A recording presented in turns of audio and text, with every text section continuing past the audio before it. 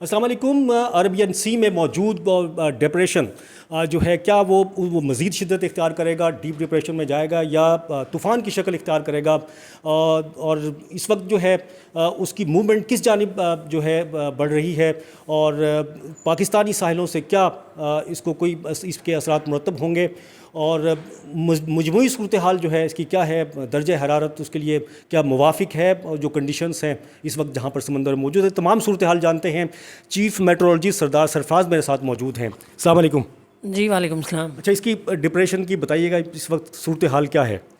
دیکھیے ڈپریشن جو گزشتہ شام یعنی کل شام کو ویل مارک لو سے پھر ڈپریشن میں کنورٹ ہو گیا تھا، مزید انٹینسیفائی ہو کے، تو ابھی کراچی سے اس کا ڈسٹینس کراچی کے جنوب مغرب میں موجود ہے، کوئی یہاں پر اس پوائنٹ پہ رفلی، اور اس کا ڈسٹینس بنتا ہے کوئی 1020 کلومیٹر کراچی سے، اور مارا سے بھی تقریباً یہی ڈسٹینس ہے، اور مارا کے ساؤتھ میں اور گوادر کے ساؤتھ ایسٹ میں وہ اس میں 20 کلومیٹر آپ ایڈ کر سکتے ہیں، 1040 کلومیٹر گوادر سے.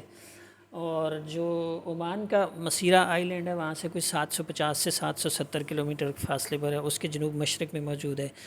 تو آگے بھی مزید اس پوائنٹ سے بھی نارتھ ویسٹ ورڈ ہی اس کی ڈائریکشن رہے گی، یعنی مغرب سے شمال مغرب کی جانب ہی جائے گا. اور جس پوائنٹ پر یہ موجود ہے اس سے آگے جب ویسٹ عربین سی میں داخل ہوگا تو پھر اور بھی کنڈیشنز اس کے لیے سازگار کم ہونا شروع ہو جائیں گی. اتنی سازگار نہیں ہے کہ جتنی ایسٹ عربین سی میں تھی، جتنی سینٹرل عربین سی پہ تھی، اس کے مقابلے میں کم سازگار ہیں، تو اس لیے مزید انٹینسیفائی ہونے کا اس کا امکان نہیں ہے. ایسے دکھائی دے رہا ہے کہ کل کسی وقت یہ بطور ڈپریشن ہی ہو سکتا ہے عمان کے ساحل سے کے قریب پہنچنے سے پہلے ہی پانی میں سمندر میں ڈسیپیٹ ہو جائے. ابھی کوئی آج بادل ہیں کراچی میں، یہ اسی کی وجہ سے ہیں؟ جی بالکل اسی کی وجہ سے ہیں. ظاہر ہے کہ پورا خاصا سمندر کے اوپر جب سسٹم موجود ہوتا ہے تو جو اپر ایئر کی آؤٹ ونڈز ہوتی ہیں یا آؤٹ گوئنگ ونڈز ہوتی ہیں یا آؤٹ فلو ہوتا ہے اس کا، تو اسی کے باعث یہ آپ اس پکچر کے بیہائنڈ دیکھ سکتے ہیں، یہ جو بادل آئے ہوئے ہیں پورے بلکہ آدھا سندھ. جی ہاں، تو وہ کلاؤڈی ویدر اسی کی وجہ سے ہوا ہے، اور ہلکی پھلکی جو بوندا باندی ہوئی ہے، کہیں پر ہلکی سی بارش ہوئی ہے، تو وہ اسی کے باعث ہے. تو زیریں سندھ کے جتنے ڈسٹرکٹس ہیں اس میں ٹھٹھہ، سجاول، بدین اور کراچی، اور پھر آگے بلوچستان کی جو ساحلی پٹی ہے، یہ دن بھر اس پہ بادل چھائے رہیں گے اور ہلکی پھلکی بوندا باندی کا امکان ہے. ٹھیک ہے جی، بہت شکریہ. یہ جو ہے ڈپریشن جو ہے اب ڈپریشن ہی رہنے کا اس کا امکان ہے، اس میں کوئی مزید جو ہے شدت نہیں، امکان نہیں ہے، کیونکہ آگے جو اس کے لیے کنڈیشنز ہیں فیوریبل نہیں ہے. لیکن ایک چیز ضرور بتائیے گا، اس کے بعد موسم کیسا ہوگا کراچی کا؟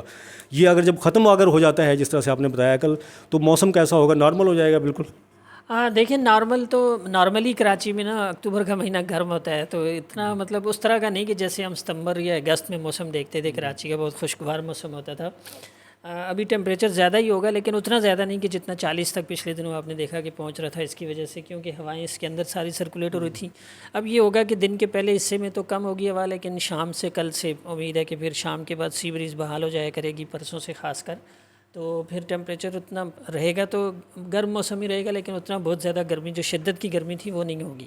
36 سے 37 اس رینج میں رہنے کا پھر ٹیمپریچر کا امکان ہے. ٹھیک ہے جی، بہت شکریہ. اور یہ جو ہے اس کے بعد اگر یہ اختتام ہو جاتا ہے کل کے بعد سے، موسم بھی کراچی کا جو ہے نارمل ہو جائے گا، جس طرح سے اکتوبر کے ماہ میں ہوتا ہے. گرم ہی ہوتا ہے لیکن، اور جس طرح سے گرمی کی شدت تھی 3-4 روز قبل، جو ہے لگاتار درجہ حرارت 38 سے 40 ڈگری سینٹی گریڈ کے درمیان جو ہے وہ رہا ہے. اس طرح سے نہیں ہوگا، اس سے کم درجہ حرارت پہ مطلب موسم کی صورتحال ہو جائے گی. اور یہ جو ہے جو ڈپریشن بنا ہوا ہے لو پریشر کے بعد، یہ جو ہے ڈپریشن کی ہی صورت میں جو ہے اس کے ختم ہونے کا امکان ہے، کیونکہ آگے اس کے لیے جس طرح سے کہ چیف میٹرولوجسٹ سردار سرفراز نے بتایا کہ جو کنڈیشنز ہیں اس کے لیے موافق نہیں ہیں.